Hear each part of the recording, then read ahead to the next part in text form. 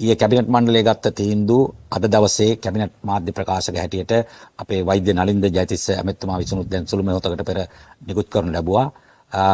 පහුගිය කාලෙම ඌව පළාතේ උපාධිධාරීන් සහ අධ්‍යාපන වේදීන්ගෙන් විශේෂ අපිට ඉල්ලීමක් ආවා. ඔවුන් දිගට දැනුවත් කිරීම කළා. ඔවුන් දුක් ගැන ඉදිරිපත් කරා. පහුගිය කාලේ උපාධිධාරීන් 260ක ප්‍රමාණයක් සම්මුඛ පරීක්ෂණ පවත්වලා කොමි විභාග කටයුතු නිම කරලා බඳවා ගැනීමට සූදානම් කරලා තිබුණත් ඔවුන් බඳවා ගැනීමට අදාළ ඉතිරි කටයුතු කරලා තිබුණේ නැහැ. ඒකට මූල්‍ය ආධාර වෙන් කරගෙන තිබුණේ නැහැ. මුදල් වෙන් කරගෙන තිබුණේ නැහැ. අදාළ අනුමැතිය නිවැරදිව ලෙස අරගෙන තිබුණේ නැහැ. ඒසයි පත්වීම් පමාවට ලක් වුණා. එඳ විවිධ මතවාදයේ සම්බන්ධයෙන් ගියා. නමුත් ගරු ආණ්ඩුකාරතුමත් අපිත් කවුරුත් මැදිහත් වෙලා මේකේ නිශ්චිත ක්‍රමවේදයකට මේ පත්වීම් ටික ලබා දීම සඳහා අදාළ ඉල්ලීම් අදාළ පාර්ශ්වයන් වලින් සිදු කරනු ලැබුවා.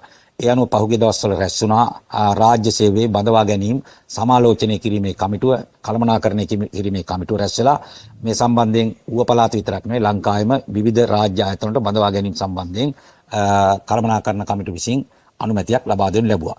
ආන්නේ ලබා දුන් අනුමැතිය කැබිනට් පත්‍රිකාවක් බවට පත් කරලා ඊයේ දවසේ ගරු අග්‍රාමාත්‍යතුමිය අපේ හර්නි අමරසූරිය සහෝදරිය විසින් කැබිනට් මණ්ඩලයට ඉදිරිපත් කරලා කැබිනට් මණ්ඩලයේ ඒකමතික තීන්දුවකින් ඒ පත්‍රිකාව සම්මත වුණා. ඒකට අනුව ඌව පළාත් සභාව සඳහා ගුරු සේවයට උපාධිධාරීන් 260 දෙනෙක් බඳවා ගැනීමටත් අධ්‍යාපන වේදී උපාධිය අරගෙන 43 දෙනෙක් සෝදානම් කරලා තියෙනවා. ඒ 43 දෙනාත් බඳවා ගැනීම සඳහා කැබිනට් අනුමැතිය ලැබුණා. ඒ අනුව 2025 අයවැය ලේඛනයේ සම්මත වීමත් සමග ඒ ලැබෙන ප්‍රතිපාදන වලින් මේ බඳවා ගැනීම සිදු කරන්න දැන් අවසන් අනුමැතියට ලැබිලා තියෙනවා.